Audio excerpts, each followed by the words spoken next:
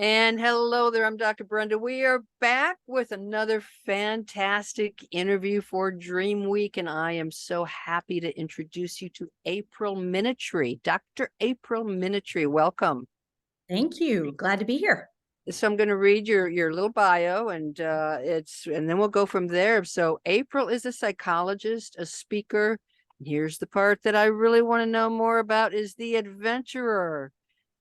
You have left a thriving practice to take a sabbatical and traveled across 10 countries so far. The director of leadership excellence at the Exponential Mindset Group. And you're about creating healthy corporate cultures. Boy, I could have used you in my old workplace. Right? And yeah, that's a lot of people. A lot of people I think are trying to shift to their dream life because of the workplace culture. So hey, there's a topic for us. And you also help people conquer fear and procrastination. So welcome to the show. Welcome to our week. Really happy that you're here. Thank you. And let's dive right in, because how do you go from, you built a thriving practice, so that was probably part of your dreams at one point. And then you sort of left it to do some other stuff. So can you kind of walk us through how your dreams might have evolved and what would have prompted you to really step outside? Sure.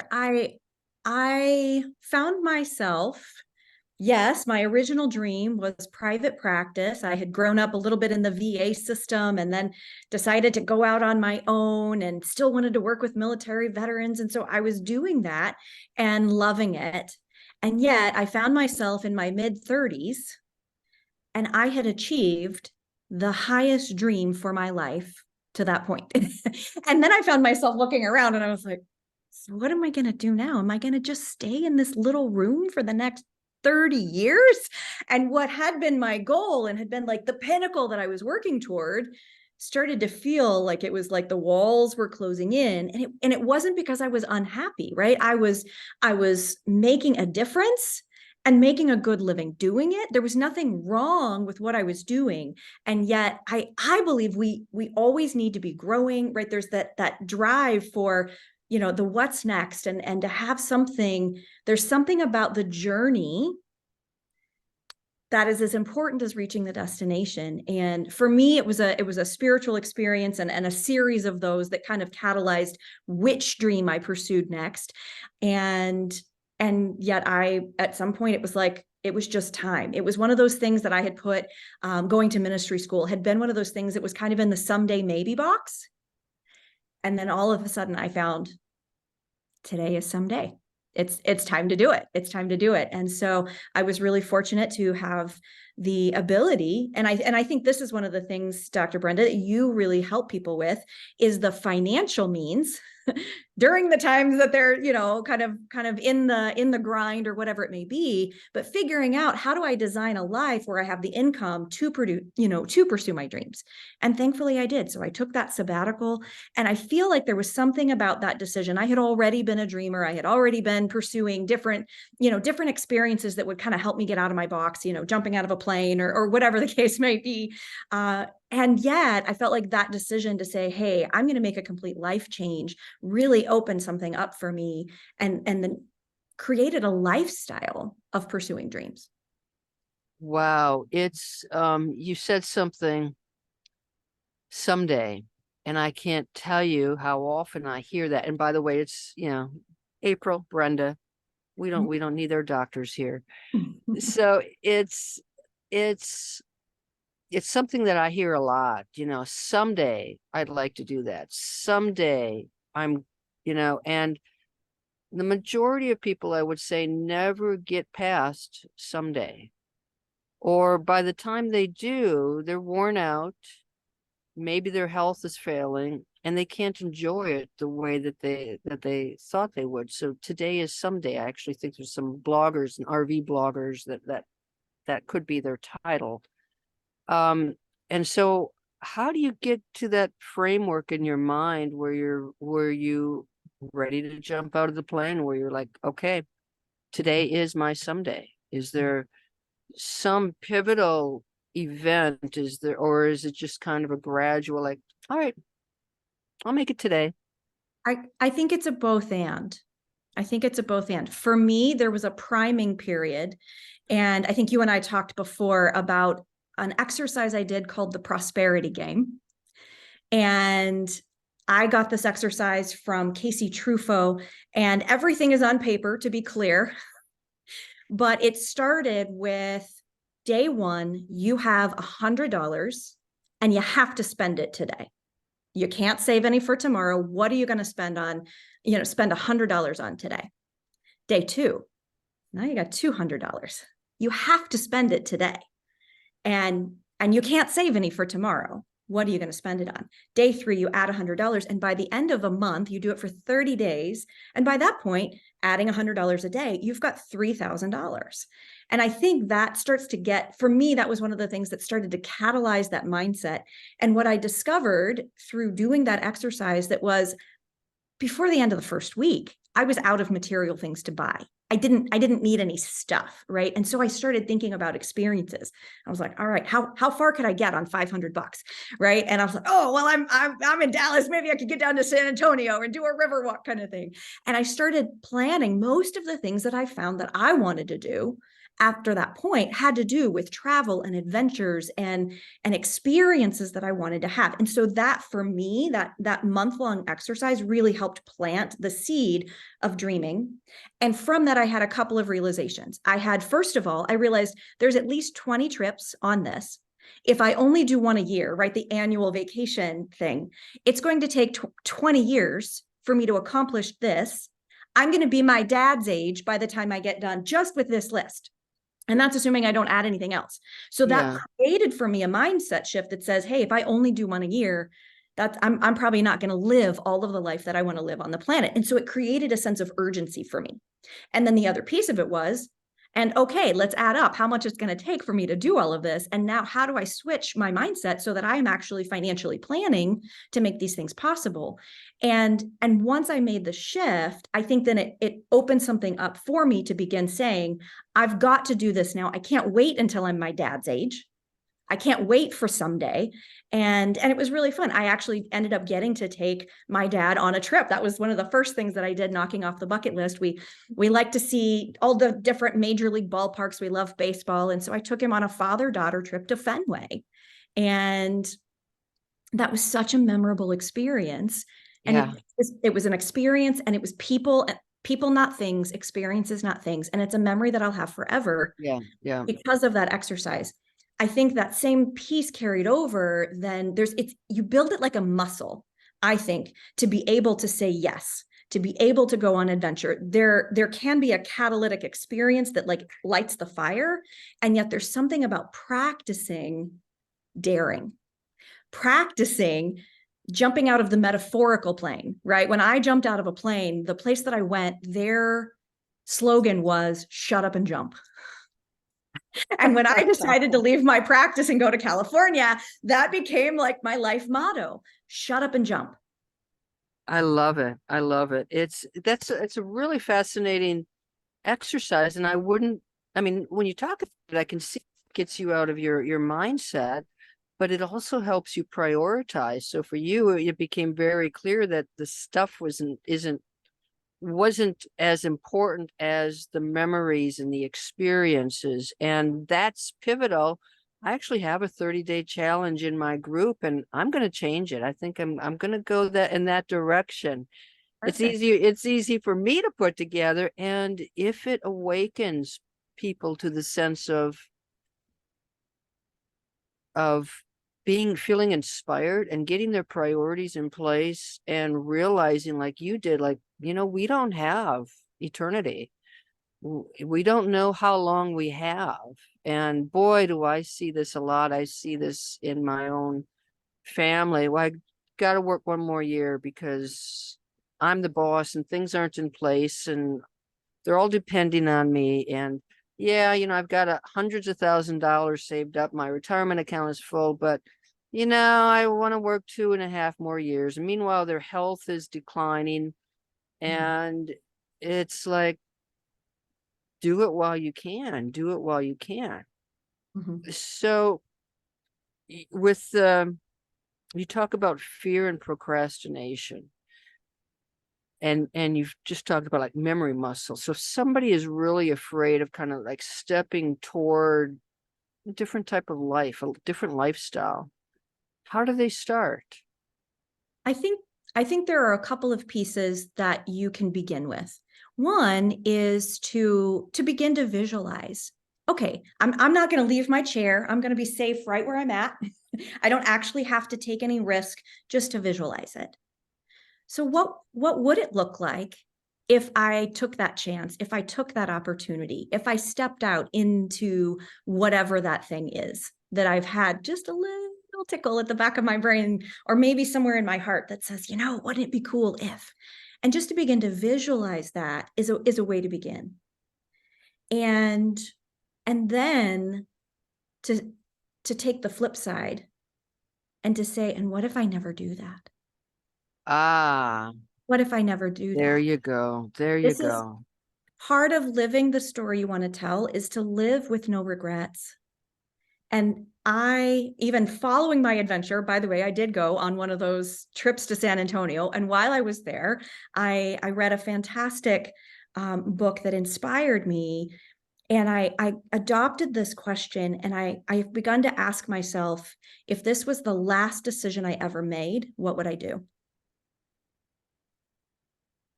And that has helped me so much. And recognizing, like, oh, if I pass, oh, if I say no, oh, if I don't do it, like, what am I saying no to?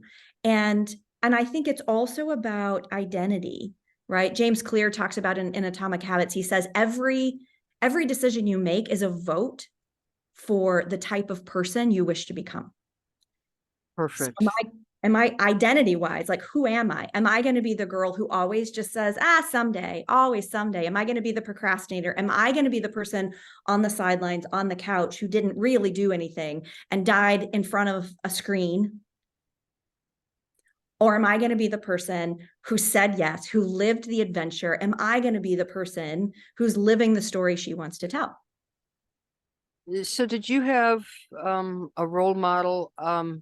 Now I haven't had really role models, but there have been people that I've met in my life. I talk about this woman in the Virgin Islands, an older woman who, left a lousy marriage and was out on her own, and what drew me to her was glow, this glow that you could physically, like, almost like, oh my gosh, she knows the secret of life. And I ended up, we ended up in the same adventure together, and we chatted, and it's like I always remember her, because it's like it's so seldom that you can see people who are embracing life to the point where their face is glowing, and that stays in my memory banks. So I wonder, for you, were there people that you ran into, or someone that sort of like showed you that you could live a very different life if you chose? I think I had inspiration from my family heritage. My grandmother was a powerhouse and wrote a book, ran for Congress, ran a business, all kinds of things.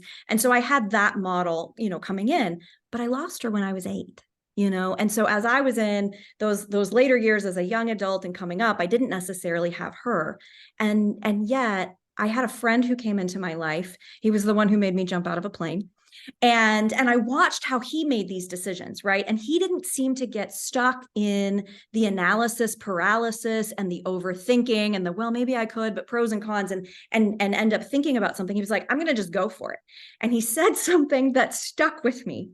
He said, and if I F it up, I'll un-F it. There's so much freedom. That broke so much fear off of me, of like, Yeah, well, okay, so if I screw this up, I'll fix it. It's yeah, okay. yeah. And I think fear is one of the things that holds us back, of like, well, what if I break everything? And then that allowed me to say, what if this is my breakthrough? Right. And to I take that. wonder too, especially for women, if one of our fears is that we disappoint other people. We're supposed to be the good mom and sacrifice and sacrifice and sacrifice. And when we start thinking about our own pleasure, maybe we even feel a little guilty that we should have that joy. So, what fear in disappointing people? Is that something that you see? I do see that. I think people are living up to expectations, and there's a good principle that sometimes gets twisted, right? Which is self-sacrifice, loving others, putting others first. And yet there's a truth if you peel it back. Let's take the mom, right? What example do you want to set for your children, right? Do you want your children to live a small life because they've seen you live a small life and never go after their dreams? Or do you want to set the example for your children? Is that the gift that you give them? Is to say, hey, I want to teach you how to step out and how to dare and how to be who you really are and follow your heart and chase your dreams. That's actually a really powerful example to give to your family and many of those people that you're afraid of disappointing. It is, and I always say, your legacy is your energy, that we all carry around this energy with us. And do I want my energy to be this glow that emanates, or do I just want to hide down in a box somewhere? And the answer is pretty obvious for me, but it's also something that I grew into. I mean, used to be very, very negative, and I still catch myself with a bit of that, but it's we evolve and we change. So our dreams change around. So can you like talk about like where, where are you now? And do you think about where you want to be in 5 years and in 10 years? Do you have a headline for that dream? I have more than would fit on this call. And I would say I feel like my vision has expanded. And I now think in terms of like what I want to do over the next 50 years Wow. and what impact I want that to leave 1,000 years from now when I'm gone. Right. And yet it's scary. But I think this is one of the things that I think is the difference between a dream and a goal. And by the way, the goals are the pathways to our dreams, right? We do the doable to do the impossible.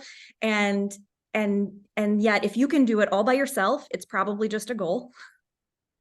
If you already know that you can do it, it's probably a goal. There's something about a dream that has this magical kind of quality to it that it feels really big and it feels really impossible, but there's something that comes alive because it comes from our spirit. It doesn't just come from our head.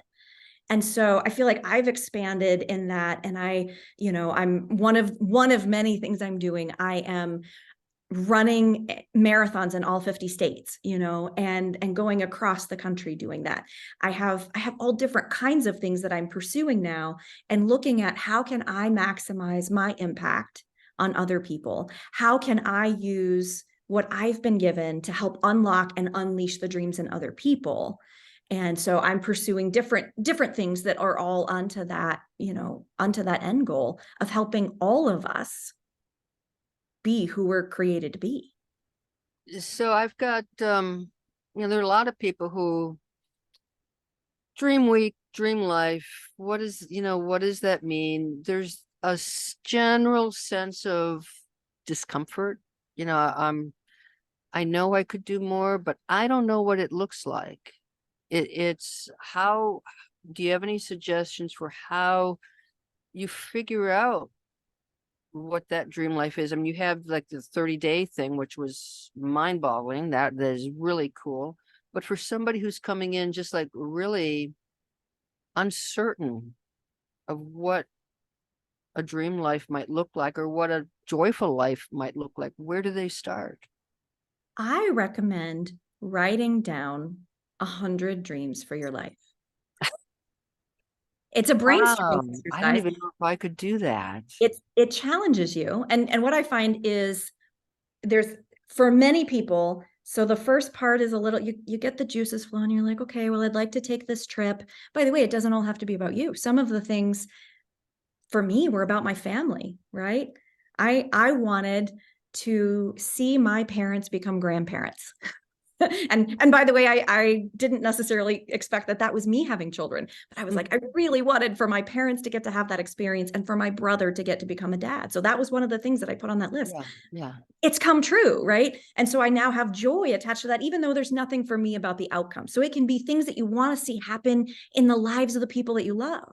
And again, if you're going to build, part of it is not just about you, it's a life of service. And how do we, all of us on the planet, advance together? Like those are the kinds of things. But most people, when they start doing 100 dreams, they have a few things that maybe come to mind. Well, I'd like to go here, or I'd like to learn how to play play golf, or I'd like to learn this language. It can be skills that you want to learn. It can be those kinds of things. And I actually have an exercise where I have like 10 different categories or prompts. So if you'd like that, I'd be happy to share it with you. And it includes things like, hey, is there anybody that you'd like to meet? That might be a category of it. And so there's all these different categories that can kind of get you thinking. And sometimes you hit that like, oh, I don't even know anymore. Kind of like when I got the first, few days of prosperity, I'm like, oh, there's no more stuff that I need. What am I going to say now? And then the shift that happens. And I feel like when that shift happens, it becomes easier to begin dreaming. And it's like I said, it's a muscle. So it's about working that muscle. And then I think there's something, our heart knows more than our head about this. I would say, like, your head will just try to tell you what's easy and what's possible. And that's fine if you want to pick the low-hanging fruit. Sometimes that's part of how you get started, is you do something and you're like, okay, that one feels like I could probably, do that. I think well, an aerial yoga class, I don't know. It's a little bit out of my box, but okay, why not? It's one time, it's one commitment. For me, I did that when I saw it on Groupon of all things. And I was like, okay, I'll try it, So there may be something like that. Whereas something that's a larger commitment of, oh, I've always wanted to get my pilot's license or something like that. Okay, that's going to be more time. It's going to be more money. It may require more planning. But then as you look at your list, see what's highlighted to you. See what really jumps out, what lights up your heart. And I feel like, at least my experience is, a lot of this comes, it's like your gut instinct will tell you.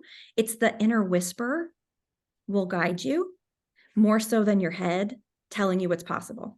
It's interesting because, we both have our PhDs, and in my earlier career, I was very factual and pros and cons, and now, I've made decisions that might not look so sound, especially financially, but on the joy scale, it's through the roof.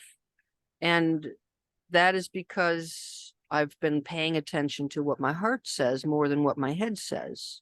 Now, hopefully it all turns out in the end, but it is a shift, especially for those of us with an academic background, and not everybody, you must get some folks who are like, what do you mean you're going to do this? What about your practice? Are you sure this is what you want to do? So, how do you get through? Because there's a lot of people live in negativity, and maybe there's some folks who just put them down and they're not afforded the opportunity to dream out loud. Maybe there's little kernels in their head, but it's like, how do you get yourself insulated so that you can go after what other people think it might be foolish?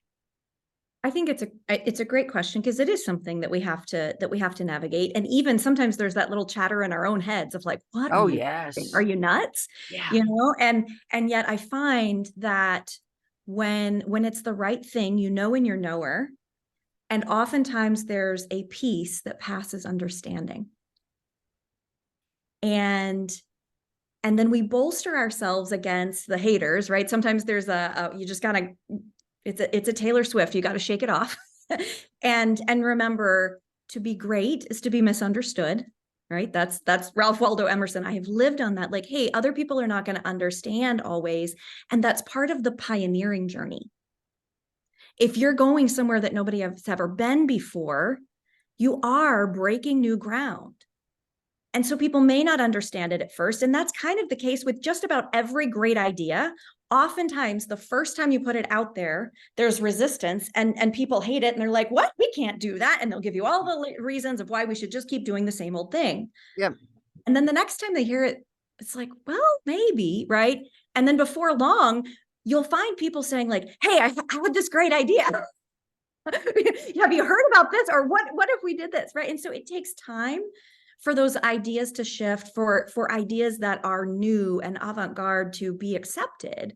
And yet just to say, hey, okay, it's not necessarily because it's a terrible idea. It may be because I'm a pioneer. I really love that analogy. I find that only in hindsight does life make sense. But once you begin this mindset, you become open to new ideas, meeting new people, trying things, knowing you could fall flat on your ass. It's okay. Because you know that you're building something up, towards greatness. So you specialize also in procrastination, and that is so common.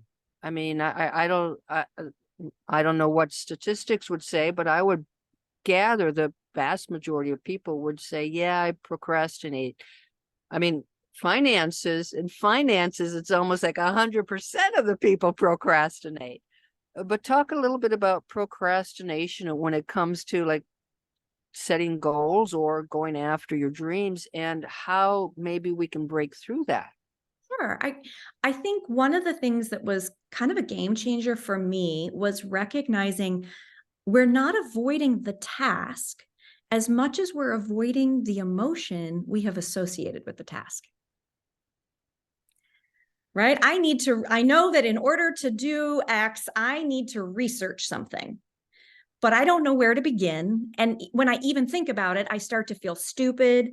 I feel just overwhelmed. I feel anxious, right? I just feel overmatched by trying to do something that I'm not good at. Or, oh, I know that I need to do for my business, I need to venture into this new technology, but I've had some bad experiences in the past and I don't feel very capable. So I feel anxious. I feel not good enough, right? Or maybe it's a financial thing of like, oh, I don't know where the money is going to come. And so then I start to feel fearful. I start to have this poverty feeling and fear of lack. And, oh, and by the way, maybe I'm afraid of the chatter that I'm going to get because people are going to think I'm foolish, right? And so there's all these different things. We're avoiding the feeling we have associated with that. What I recommend is if you can then identify what's the thought behind the feeling. The feeling will be your key and it'll tell you where to dig around, but then identify what's the thought behind the feeling. What is that chatter?